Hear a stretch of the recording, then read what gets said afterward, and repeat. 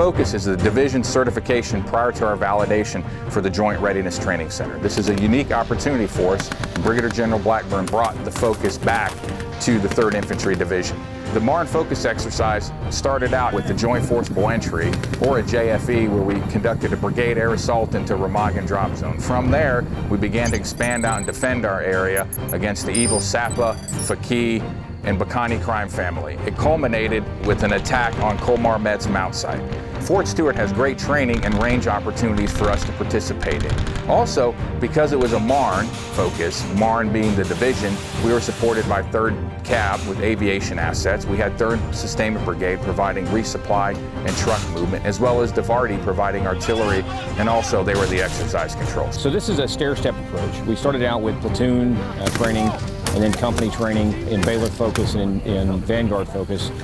And now Marne Focus is the certification of the brigade. It's the end of a training progression that started after the brigade returned from Afghanistan in November of 2012 and will culminate there in the JRTC in August of 2015.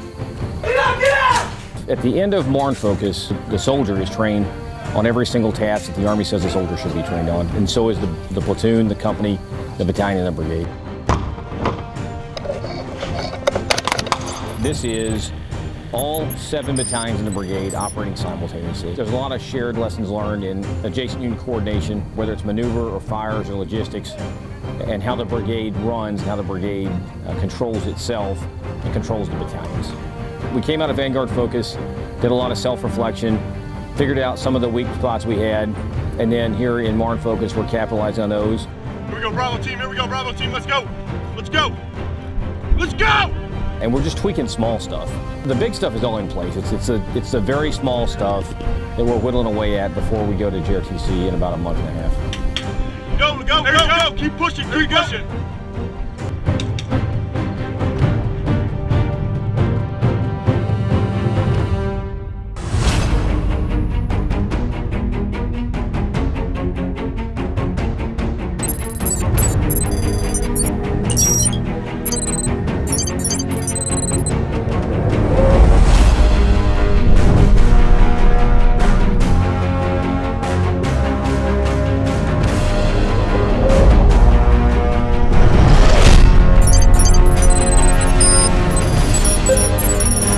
Today we're going to do a joint air attack team. It's called a JAT.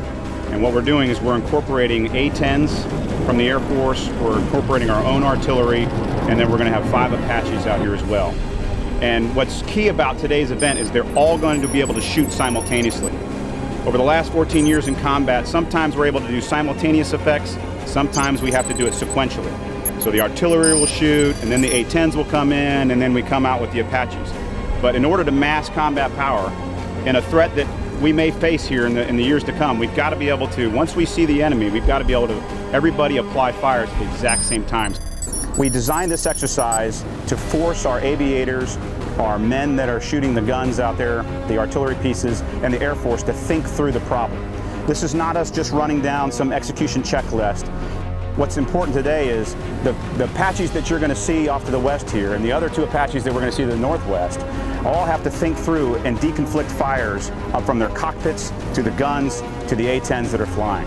Everybody has to train together, everybody has to plan together, and then after this everybody's going to sit down and we're going to do an AAR and make sure that all the lessons learned, we capture every bit of that. So what we're trying to do, again, is use all the assets between the Air Force and the Army to put as much effects as we can on the battlefield to either limit the enemy's advance or to actually just take out targets so we can actually advance forward and move into other portions of the fight. The threat of tomorrow is unknown. We face uncertain times. And as you look across the globe, the threats that we faced aren't always going to be planting IEDs on the side of a road. We have some pretty ominous threats out there that do have tanks, that do have anti-aircraft capability, and they're more near-peer competitors than we've seen in the past. And so what we can't do is afford to lose the skills that we were so good at during the Cold War. We've got to bring some of these skills back out so we can show our younger soldiers, our younger airmen, how you fight a larger enemy.